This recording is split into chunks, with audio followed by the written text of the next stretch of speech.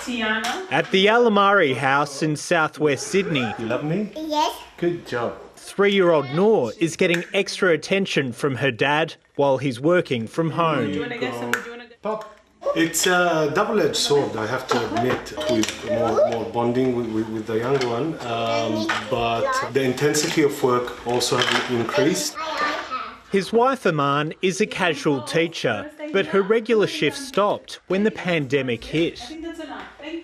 Corona came in and I have not worked ever since then, so it has affected a lot. Noor goes to daycare 3 days a week. Right now it's free, but when the Alamaris have to pay from mid-July, they'll be living off one income. There might be days where I'm not able to afford the payment for her to go daily. It's been a bewildering year for families and providers because there's been 3 different funding systems for childcare. Before COVID-19 hit, families received a childcare subsidy based mainly on family income and the activity test, which considers how much parents work and study. Families then pay the gap fee. In April, the Morrison government made childcare free until mid-July. And after that, families will pay fees again. Because demand had reached 74% across the sector, we thought that this was the right time to take our temporary measures out. Many childcare providers desperately want this return to families paying fees as the economy opens back up. But with unemployment rising, a major unknown is just what demand is going to look like. That's an interesting combination.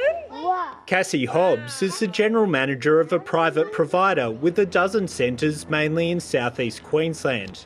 Not being able to charge fees has led to unsustainable losses.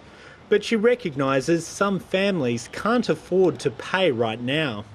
For our sectors to survive, we definitely do need to charge some fees.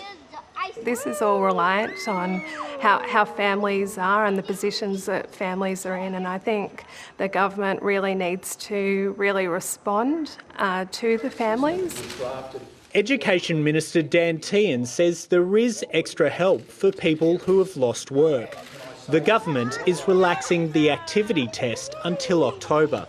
So any family that has been impacted by COVID-19 and seen reduced working hours or sadly if they might have lost employment can get access to the activity test up to 100 hours, and what that will do is provide subsidised care for those families. But what this change means is that parents will have access to more subsidised hours even if they're doing less work or other approved activity. Now, if their income's been reduced or if they've lost a job, then having those extra hours available is not going to offer any financial relief.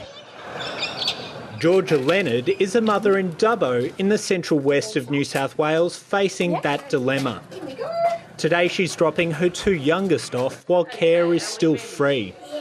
So I was actually on maternity leave and due to go back to work, and then all of the restrictions came in and my workplace closed down, which is actually the place that my husband works as well. Because her family's income has been decimated by the pandemic, Georgia may reduce the days her children attend. We are considering reducing the amount of days. We hope that we don't have to. I mean, we're both function chefs, and with all of the restrictions still on, there's hardly any functions. New research by Victoria University obtained exclusively by 7:30 estimates the cost of childcare for families whose incomes have suffered. For a family with 2 kids in care where the main income earner takes a 20% pay cut, their childcare subsidy increases, saving them almost $70 per fortnight. But their take-home pay falls significantly more, by $360. For another family with 2 kids in care where one parent has lost casual work, they save almost $140 on childcare fees, but their income falls by up to $1,000. The reality is that many families are in a situation right now where they're just trying to work out whether they can afford and how they can afford the days that they already have of childcare. Selfish in most every way. It's a stressful time for Christine Castlehouse, who runs the community not-for-profit centre where George's kids go. All services are losing the JobKeeper subsidy for staff before any other sector. In its place, they'll receive a transition payment of 25% of revenue until the end of September. If we have a second wave and I still need to keep paying the staff, but there aren't any children coming, then where will the financial support come from for that? Can you look through it now? Ending free childcare could have a negative impact on women's participation in the workforce, according to the Small Business Ombudsman. Once that's taken away, I think we might find participation rates start to fall again. And the problem with that is it means that those carers, predominantly women, then aren't taking those extra shifts. That'll affect productivity. Our expectation is that demand over time will continue to increase. Now, can I give a guarantee that demand mightn't drop a little bit? No, I can't. She took a huge Iman Alamari is having to rebalance the family budget with less, and that could mean reducing care. We definitely want her in childcare, and she's developing so much there, and her educators are amazing. But then we have to figure out, what am I going to do with my work life and how we're going to be able to make payments for her childcare, for her to stay in childcare. Hi, I'm Lee Sales. Thanks for watching this story. If you'd like to watch more of 7:30's stories, they are on the left of your screen. And tap on the button below to subscribe and get the latest from ABC News.